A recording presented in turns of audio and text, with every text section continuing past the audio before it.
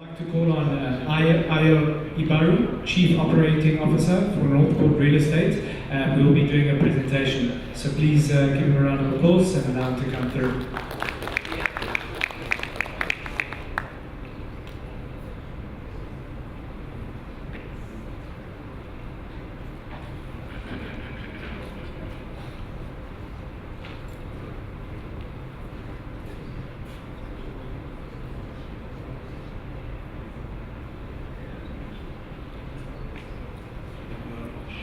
Good afternoon, everyone.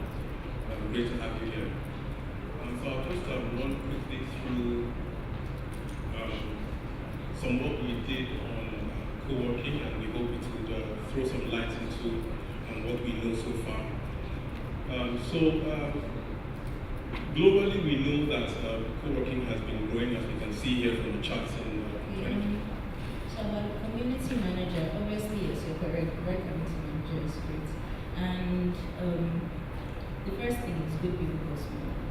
So first thing, if you have a lot of money to throw into it at the beginning, then yes, find yourself a best person that costs maybe not the most money, but probably a significant sum, and see how they work. Obviously, the person has to be good with managing everything. So not just managing events, but managing people and just being at the top of our game. Really, just managing people is probably the hardest part. And in the absence of someone who is really skilled with technology and with managing people and with planning events and with just, doing everything. Another thing is to start with someone who probably has the best attitude. So sort of a raw talent that you can sort of groom and maybe start on a lower level and see how they work. But really the most important thing to me is managing people. And one thing that I've learned in the number of years I've been running this is that the community manager sort of sets the whole atmosphere of how everyone is going to be. So if you come into a space and your community manager is more laid back and subdued, quiet, doesn't really interact, it's probably going to affect everyone else. So everyone else is going to take that attitude and think that this is how we are at this space, even if you as the owner, that's not what you intended. So I think maybe a key thing is that whatever vibe you want to have in your space, whatever sort of ambience and community, whatever it is you want to have in your space, you start with the community manager because it's just going to trickle down to everyone else. So That's very clear. I know I have been to quite a number of co-working spaces, and from the entrance, from the first person you meet already. So I was at one 2 weeks ago, and the attitude was just so professional. It was just so informal, and it was clear that they wanted me there. I mean, I was just so close to telling my guys at the office that, you know what, let me just work here, just for today, and maybe you can see me at your brick and mortar office tomorrow. It was a good experience, and I think I would agree with that. But let me jump to Nkechi. So some believe that the ability to organize funding opportunities, accelerator programs, and all of that is very critical, to the success of the co-working space. And even for those who are going to select, where they want to spend their time. What are your thoughts around this? And coming from Ventures Park, what has your experience been so far? I believe having an accelerator or incubator program with your co-working space could be an added benefit depending on how you choose to model your business. At Ventures Park, we're fortunate enough to have a funding arm tied to what we do. So we do have an incubator and an accelerator program attached to the co-working space. And some people are drawn to us because of that. But it is important that it is part of your model. If you do it because you think it's going to draw business for the co-working space, it may end up negatively impacting that co-working space. So it has to be part of your model. It has to be well designed. The programs have to be enriching for the businesses as well, because people want to go through your program and they want to see their businesses advance. So you have to have it well structured. You have to have a plan for your funding. Where is your money coming from? How are you dispersing these funds? So having an accelerator or incubator arm can be a plus. It all depends on how you choose to design it.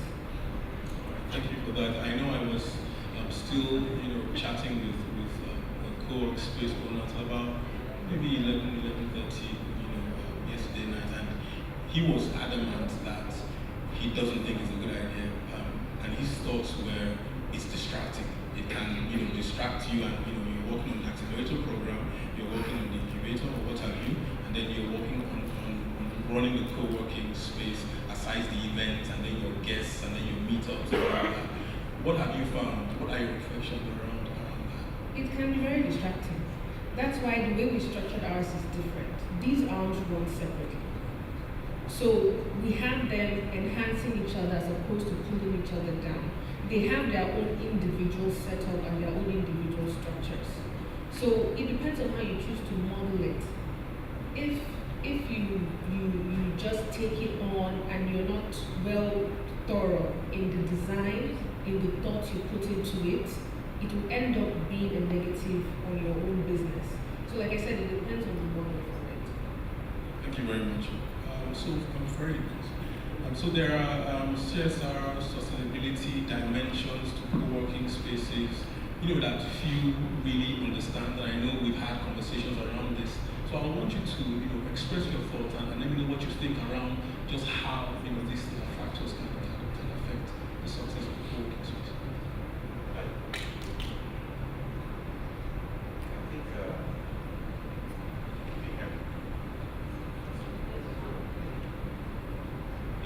Okay. So when you're looking at co-working and how it impacts CSR, I think you kind of have to look at it from an urban planning and think about how does urban planning affect the environment. So and part of what we've also thought about, even with the way we want to kind of set up our co-working spaces, is thinking about the impact of people migrating from place to place within the metropolis, right? So, especially when you look at a city like Lagos, we have about 20 million people living in Lagos, and a lot of people want to come and work with the island. So, the CSR perspective I'm thinking about is companies need to start to consider remote work policies for their employees, right? So give them an opportunity to live closer to or work closer to where they live. That way, it reduces the impact of people having to, travel long distances to get to work. So even this morning, I was in a meeting and I was having a conversation with someone, and they had to wake up. They live just in Bagada in Lagos, which would relatively be a 20-minute drive to Victoria to get to their office. But they have to wake up so early at 4:30 in the morning and get to the office by 6 a.m. just to avoid the traffic, the day-to-day traffic. And that already takes away about 3-4 hours of their morning, just trying to commute, and another 2 hours or 3 to get back. So I think those are one of the things that corporations can kind of start to think about. How does, a company setting up their headquarters, yes, closer to a more developed urban part of the metropolis, think about how they impact on the environment, right? So remember that each person commuting has a car, constitutes to that congestion that you get from the city. And again, just taking it back to my point, I'm just using Lagos as an example. Lagos has a land area of about 1,200 square kilometers and a population of about 20 million people, and it's already congested. And if you use a major city like New York as a comparison, where for every 100 square kilometers of land area, you have 1 million people living within that radius. Lagos is already extremely overpopulated. So I think that can also kind of start to sensitize companies about the whole concept of having remote work policies. And as we see how the trajectory of the workforce has been, where you have 4 or 5 generational workforces within the workplace now, and a lot more young people, millennials, Generation Z, you kind of want to create an environment where they can kind of live and work closer to a certain square mile radius, maybe like a 2-3 square mile radius. So I think for that, I think CSR can play a big role for corporations if they can implement that. And it doesn't necessarily have to be CSR where you're giving away money. You're giving your employees an opportunity to gain their time, recover some of the time that they're losing, and they can be a little bit more productive. So yes, those are the impacts I think co-working can make for existing corporations as well now.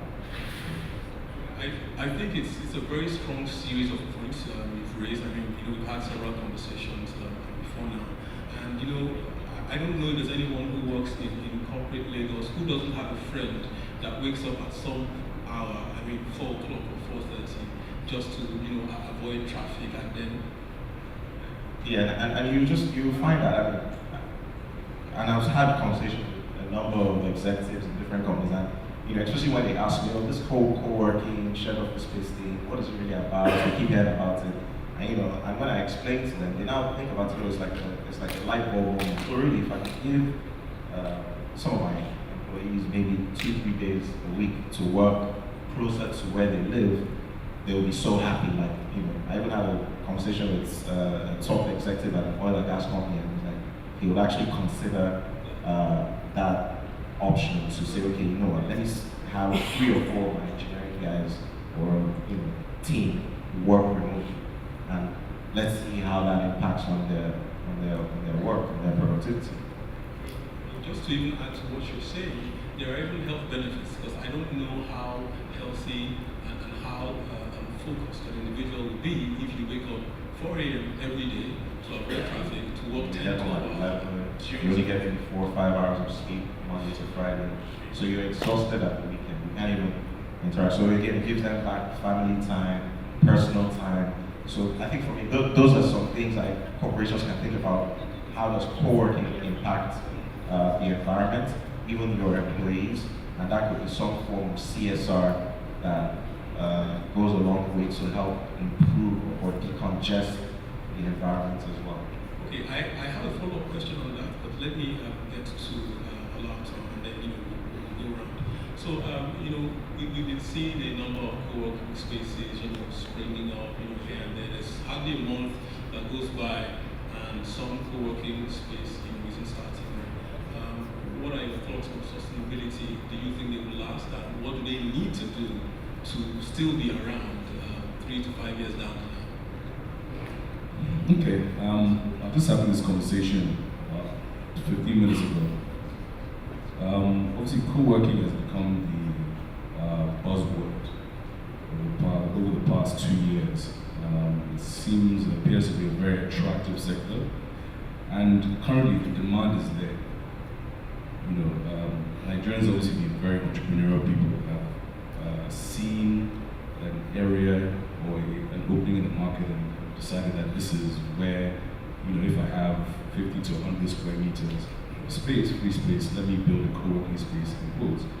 So the reason I say in quotes is because a lot of people who actually build co-working spaces don't understand what they are. So in the short to medium term, I think there's going to be a lot of demand for space, for office spaces, and that demand will be driven towards the co-working spaces who are able to, should I say, brand themselves.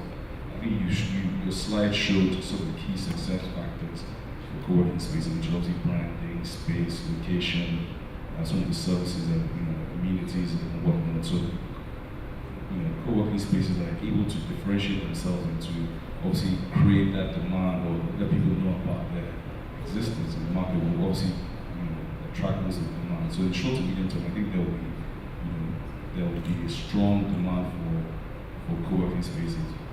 But what I feel that will happen in the long term is that a lot of spaces who don't really understand the business model might end up taking on too much and might not really be able to sustain the business in the long term.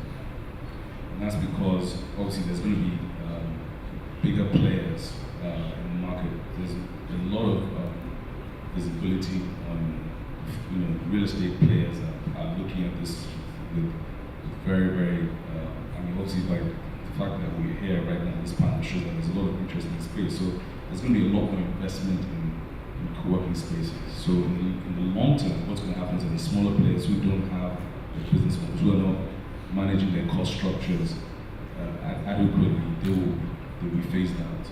It's going to happen, it's inevitable. But I feel that a lot of the players right now, if they want to maintain that demand, they have to obviously look at the market and obviously decide what their target is. I feel that in the long term, there's going to be a lot of specialization, industry-specific specialization. You're going to have more. In fact, it's beginning to happen already. You have industry players who want a more specific co-working space. So, for example, you have guys in the arts, creative and art space saying that they want a creative, focused co-working space, focused on artisans, artists, musicians. I've been having this conversation already. Maybe something within the, even within the tech space, because currently co-working space is like skewed massively towards technology and the tech entrepreneurs. But you might find that you might even get even more specializations. For example, within Internet of Things, you might have hardware. You might have all sorts of different even within agriculture, you have an agricultural focused co-working spaces. So I think in order to maintain or remain sustainable, you're going to have to look at the trends in the market. Where is the demand really coming from, and how do you create that niche and specialization for yourself? So I mean, if I hear you correctly, it's not just having a loose 100 to 200 square meters and just saying you want to start a co-working space. You have to be very deliberate, about it. You have to look at what you're going to put into the space and then do a lot of thinking, so that you don't just create a product that no one really wants. But another question for you as we come back this way is there are ongoing conversations, there are thoughts around co-working space association.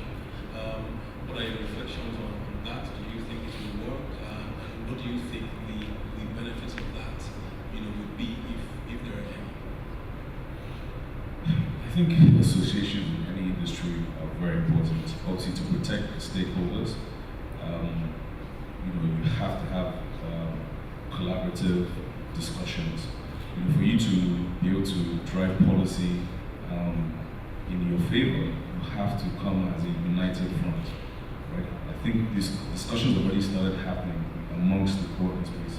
There's most of the people on this panel are my friends. I've known them from before, and we've maintained our relationships going forward. We like to have discussions about where the industry is going. There was a co-working conference which happened, it's in the second year, it happened this year for the second time, and there are a lot of ongoing conversations about how all the parties can drive the industry forward. I think it's extremely important for policy direction, for regulation, for to protect the integrity of the business itself, because in an unregulated industry can often go in the way of many industries in the past. You have rogue players taking advantage of people. So I think it's extremely important, and I think this is a discussion that has to happen, and it will eventually happen when everybody has reached some level of stability. Because obviously, as an ongoing concern, you have to ensure that the bottom line is met at all points, that you remain profitable. So I guess once everybody has reached a level of sustainability, then those conversations can be moved to a more advanced phase. You want to say anything to that? Okay. So there's a question I wanted Mary to speak to. So everyone, please, if you just, sorry, is this better? All right. So sorry, I'm just so in the conversation. Everyone, Friday just, I think you just opened the Maryland. It opens in 2 weeks. Opens in 2 weeks. So Okay, I mean, 2 weeks. we're all excited, and I think you will answer my next question. But I mean, everyone else, of course, going through the same process and answer the same question. What is the thinking that goes into opening a co-working space? What are the things you think about? What are the things you look at? For you as a founder of Workstation, what's the process behind that? I mean, there's a lot. Obviously, you have to think about the cost of opening a co-working space. even like Olato rightfully just said, it's also what you want to achieve with the space. Is it going to be a specialized co-working space? You know, is there a market for it where you're about to open the space? And then, you know, for us, what informs a lot of our expansion is also surveys that we conduct. So we do send out a service to our members and to also email lists that we get, and also have some marketing agencies that we work with, just kind of get some ideas, some feedback. And it's interesting the kind of results that we get with regards to the hotspots across the metropolis, where people are more interested in having access to some of these services. And then just thinking about the whole idea of co-working, so a few of the concepts that will drive anyone to open up a co-working space would be the network effect you can create, both social and professional, from creating that type of community. So people gain value from expanding your network of people that you can actually do business with, and things of that nature. And also the social element of it, like you get to meet people, become friends, things like that. So those are the things that actually inspire, I think, any one of us here. Why do we want to be in a community like that? Why do you want to create a community like a co-working space? And then another thing is the idea that you can create an environment where everyone can share resources, because that's one of the key things. Because a co-working space absorbs a lot of that cost and shares it across multiple people. And it just gives each entrepreneur or business the opportunity to focus on what they do best, which is their work. And you leave that heavy lifting to the co-working space owners or the co-working operator to handle, and spread that risk across. And obviously we can see that with the whole concept of shared economy with Uber, Airbnb, Breather, and all these different services now that are creating these platforms that allow people to share resources. So I think those are some of the key elements that, you know, drive anyone to think about, okay, why don't I create a co-working space? And obviously you build a space where, especially if you're building a space that you're focusing on how the design of the space comes out. As and I've been to a few co-working spaces, Premium One, Capital Square, Ventures Park, and you can see that there's an emphasis on design and how those spaces how people interact with those spaces, and that can also drive innovation, collaboration. So those are also like important thought processes that people that are in this industry think about when it comes to trying to set up a co-working space. It's interesting you make the reference to the sharing economy. I think I read a report, I don't know if you came across it, that puts Nigeria as the fastest growing market for Airbnb in Africa. I don't know if we saw that, and so I think it's something that we can and it just goes to show, even with people sitting on this panel, they can, I'm sure a lot of, because when we all initially probably started, there was no real data, and obviously co-working is relatively new, started aggressively in 2005 and has grown exponentially over the years. So we've also kind of been market makers for the industry as well, and we've also seen an exponential growth and demand for co-working, especially in Nigeria, in Lagos and in other parts. I mean, people reach out to us from different parts of Nigeria asking, "Oh, when are you guys going to, come and attempt to set up something similar where we are?" So from different regions of the country as well. So I mean, there's that opportunity for co-working. So the next question goes to Kechi. So I've been to all our spaces. I think it's something we can all contribute to, should we decide to. When you have international clients coming to your space, it's because they've seen something. It's because they've looked at other co-working spaces and they've just decided to pitch tent with you guys. What do you think they look at, and how are you able to keep providing that for them? I think what they look at is, the type of brand that you have. Everyone wants to associate it with the brand. they look at your offering because they also want to do good business. So what you have set up, is it able to enable them to do good business?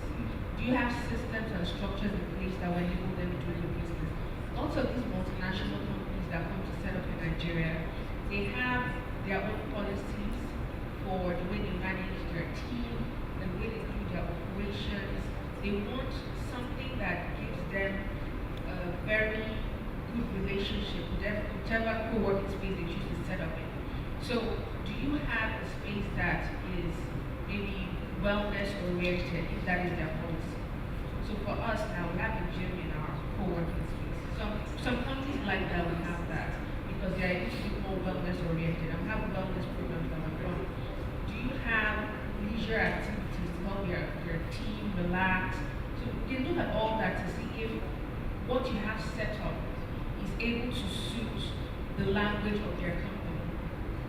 So, and also they look at even cost for some of them. Obviously, cost is always a factor. So they also look at cost. They look at the arrangement of your space. Does it speak well of your brand? They're going to have visitors coming to their space. They're going to have clients walking to it. That will be their office. They're going to have people that walk in. So, is your setup able to communicate a good message of their brand? Is there an alignment between what you have set up and what their brand is about? So I think these are some of the things that they do at when they're setting up in Nigeria or when they choose to expand to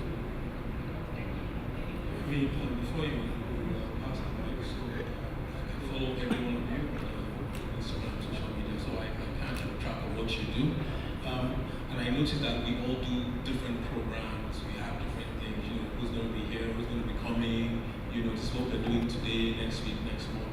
What have you found to be the most successful programs in terms of attracting people and keeping them there? Sorry. And after that, I will go to Farid and then I'll go to Maniba. Because you guys are always having. For programs, it's really tricky, honestly. And for us, we're really open to experimenting. We consider ourselves to be a startup.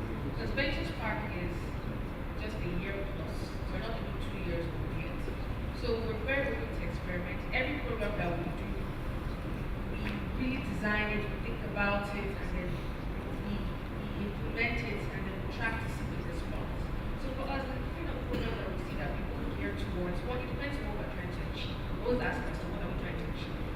So we could have programs that are very entrepreneurial based to help you build capacity, to help you connect with mentors and advisors and things of that nature. And then we also have fun activities that we do to help unwind and network. Because networking is a very important part of business. And when you set up a more relaxed environment, people are able to network better. So most of our networking events are very relaxed. We design them that way because we think they're more effective for people. Then we have events that are over the top sometimes. We have events where we have international delegates visit. We have, ambassadors and different things. And the reason why we like to have these events at our space is it gives our co-workers the opportunity to interact with these people. Some of these people are solopreneurs that they haven't really learned how to pitch their businesses. They've never come in contact with these people before. So we like to bring these people to our space to give them the opportunity to interact with them, talk about their business, build more confidence, and find opportunities. So we're always looking for how can we organize events and things that are beneficial to the co-workers that work out of our space. So in summary, just have a big budget and have a ball. Okay. Very. Yeah, just to take it back to what I said about the network effects. When you think about why we want to, what's the thought process behind why we want to create this space like that? So, yes, we do have a lot of programs that we run, and some of them are like launch and learns, where members and even people that business owners or entrepreneurs that don't even work out of our space come in and kind of talk about their business and their experiences, even how they started their business and things like that. So it's sort of like a learning program, and it also kind of helps to motivate other members as well and other entrepreneurs within our space because part of being in a co-working space is we kind of tend to lift each other up, because again, before the advent of the whole concept of co-working, most people would work from home or work out of like a coffee shop mostly, or things of that nature. So I think bringing people together and providing ways for them to connect beyond just the work that they're doing there also kind of helps, like Nkechi mentioned. We also have like a wellness program as well. So people do yoga within our space. We have a gym as well, so people can access those facilities as well. So it's not really just about the work element of our co-working space. We also kind of mix it up. We even have events every Friday as well, where there's music, food, and people come in. So like a social element to it. Again, it just goes back to what I said about that network that we're creating with the social and the professional elements of it. So for us, that live, work, play element of bringing people together closer within one community. So yeah, and just reinforcing what she said as well. With regards to events and programming, what we've found out is that we have to be very careful. You do too much of one, and you might lose out on some prospective customers. Because our space is relatively, our pilot space is relatively small, the pressure that having events on a regular basis can bring is that they get distracted from the core essence of what they're co-working space for. They're there to work, but at the same time, the fact that you're working in a collaborative shared office space means that it's a social, has a social element as well. So it's a very fine balance. You have to watch carefully how your members, who are your core, your core business clientele, how they interact with these events.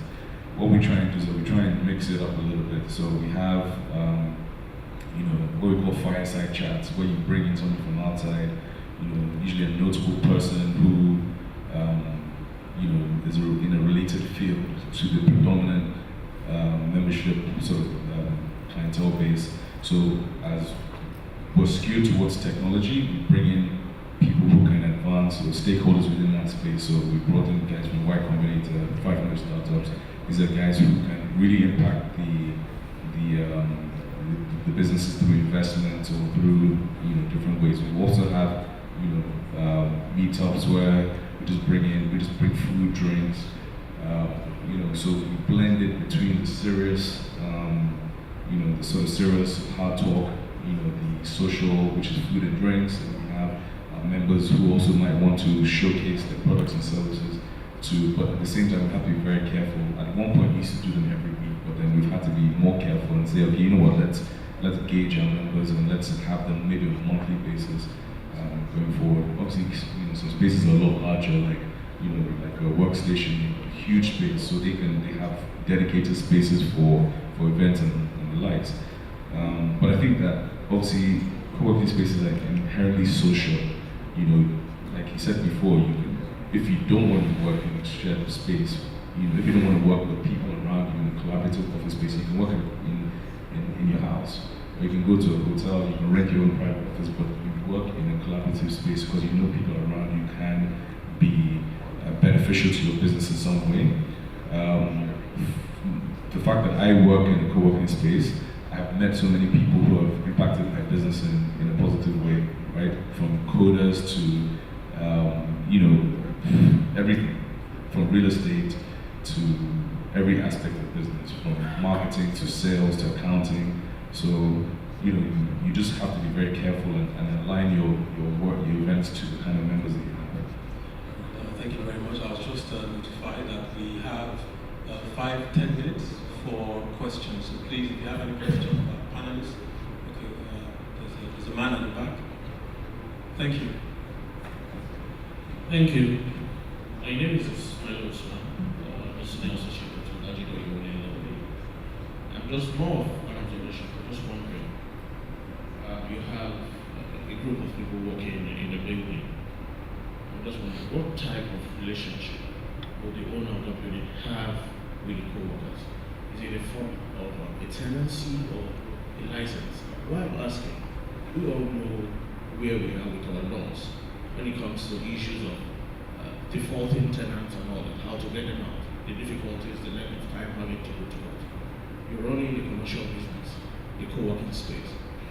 Faced with this type of issues, do you think a tenancy arrangement or a lease arrangement or a license arrangement, which is much easier to manage and operate, what do you think? These are just my thoughts. Have we considered these issues? And also, the issues of friction within co-workers, legal issues arising, maybe conflict of interest, this co-worker is poaching on my clients, affecting my businesses. How do we intend to manage the legal issues arising from all this? Thank you. Okay, so if I get you correctly, your question is how do you manage your co-working space? How do you manage your co-workers? Yes, the legal issues arising from all this. Okay, so who wants to do that? If I understand the last question correctly, you mentioned about issues arising amongst co-workers and maybe people poaching each other's clients. So one thing I've observed is that there is a culture around co-working, and it's really a collaborative culture. That's why we've never experienced that kind of problem. Because most people that work out of a co-working space, they know that they are there to also mutually benefit from the other co-workers. You can have 4 marketing firms working out of a co-working space, and what you will see is that they actually come together and work together. That's what I have observed. We hardly see where people are trying to poach on each other's clients. Then it's something that we've seen over and over again. Businesses coming together, working together, and forming good partnerships. In fact, when we started, there was a gentleman that was working on a project, and he needed some tech solution on it. The person sitting next to him turned out to be someone that was really, really good with tech. And they came together, built that company together, and became co-founders for that company. So maybe it's a mindset thing that I've observed with co-working spaces. Most people there are more collaborative inclined as opposed to let's kill each other competitive inclined. Okay, thank you. Yeah, I think there's that misconception that when you're because when we initially started, we used to get a lot of potential members thinking to themselves that, oh, someone will be able to look at my computer and see what I'm doing. You know, I want my, so what we did with our offices is they're all glass glazed. So you can see what's happening in everyone's office. And we used to compete, you know, initial prospective members used to say, oh no, I want curtains in my office. I want I don't want anyone to be able to say, I used to have to convince people, the rest of my team, we have to convince them that no, that you should try it out and see how it is and experience it just to get a sense of what it's all about. And I think like she rightfully said, we've never ever experienced a situation where someone felt like their ideas have been stolen or their clients have been poached, things of that nature. And what we find more so is people working together, creating new businesses. And like he said, a co-working space and a shared office space, especially if one that is purposefully built to serve that purpose, fosters a lot of collaboration, and you find that, when you get into an environment like that, if you came in with that preconceived notion that, oh, I'm going to go in here and try to be very mindful of who I speak to or you come to realize that the minute you tell someone, oh, this is what I do, they'll break down every single thing you do without even interacting with you. So you tend to realize that no one person has like everything in terms of you don't know it all. You need to interact with people to get a better sense of even what kind of product you're trying to offer into the market. How is the market going to receive the product? So what happens now is once you have an idea, you share it, and you get feedback. You find people telling you, okay, you can tweak it this way. I can introduce you to someone that may be able to enhance this idea a bit better. So just to answer the gentleman's questions, trust me, going to a co-working space adds more value to your business, improves on your existing ideas, and it just helps you take whatever you're currently working on to another level, and even maybe you find a new partner in your own business venture in a co-working space. I think there's a question from the lady in front. Across the room, the orange dress, I guess. I got the color right. Okay. Thank you very much. Very informative panel. A couple of thoughts and a question, perhaps. But to respond to the question on the list arrangement, I suspect is what you were trying to find out, whatever it was. It's flexible. Am I correct?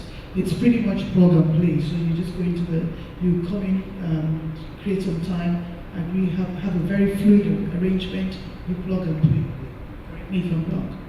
Depending on what model you guys operate.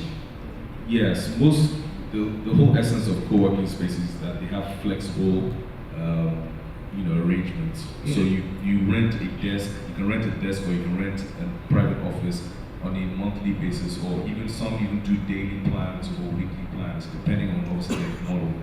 But you don't typically do long-term arrangements with your tenants unless they want to. And to be honest, I'd rather have. I wouldn't mind long-term, 5 years.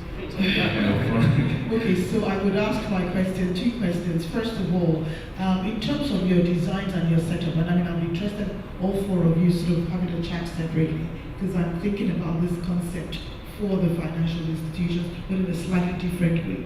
But in terms of the spaces you're currently working with, what has defined the space, the area that you have adopted? Is it, has that been driven by availability, or did your design sort of take on board, I need to have 500 square meters or 200? That's my first question. The second question I wanted to sort of touch base with you on is, in terms of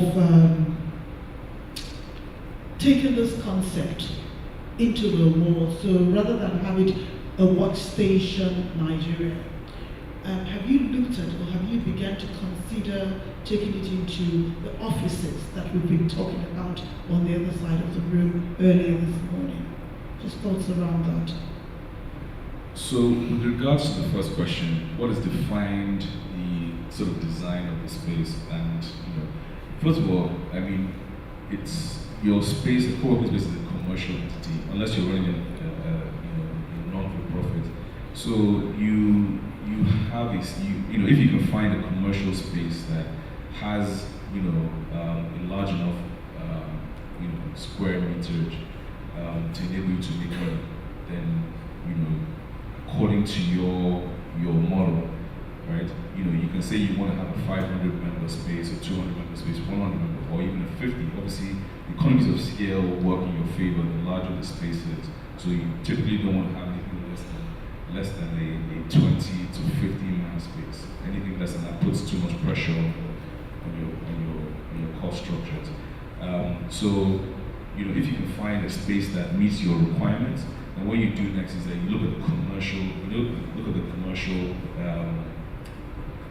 forecast of that space, the viability of the space. So you then obviously have to put in all the design elements into consideration. What is the workflow going to be? How do you want your members to collaborate? Do you want a large open space, or do you want to carve it up into private office spaces? Do you want to have an upstairs? Do you want to have a private section for a specific type of customer? Do you want so all of those into consideration?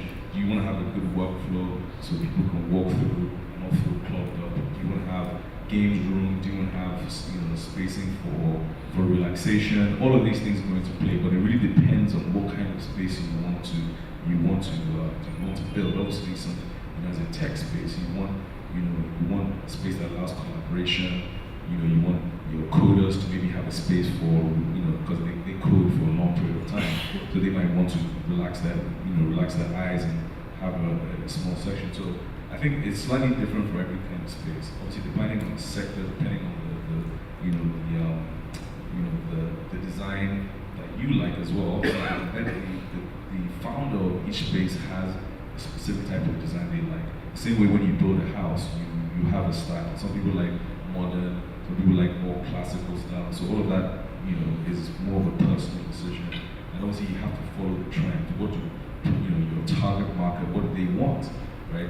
Obviously if you're targeting a specific niche market, right? If you're looking for a niche market, you want to apply those design standards to fit their requirements as well. So I'll just pass it on to you. So, yeah, what you said is true. For us, we design backwards. So first we think of the community we're designing for, and then we think what do they want. If I'm designing a co-working space for retirees who are now going into business, so you would think, well, this is the community that I want in my space, so what would they like to see? Maybe they would like rest spaces because they want to rest more or something like that. But we usually design backwards, and we look at very customer-centered design, and we like to create spaces that encourage people to interact. Because co-working spaces is not just about real estate or the property itself. It has a very huge community aspect of it that you must factor it in.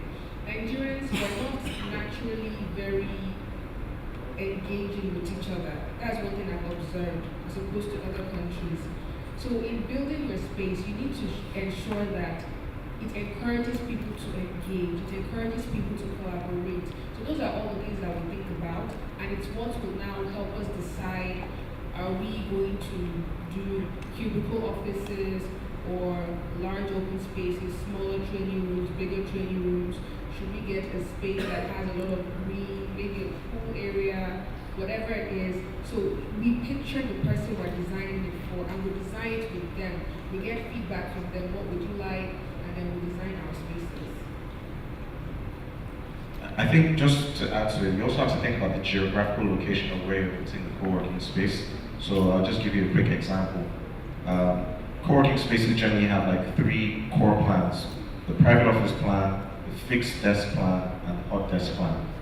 Now, if we were to say, for instance, go into maybe a city like Ibaru to open up a co-working space, we would not be focusing on private offices. It would be more of the open plan and more of like fixed desk plan. So that just kind of the geographical location also kind of informs how you think about what layout do you want for that space. How do you maximize based on the kind of demand you'll be expecting from that particular location. So just to kind of add to some of the things that they've said.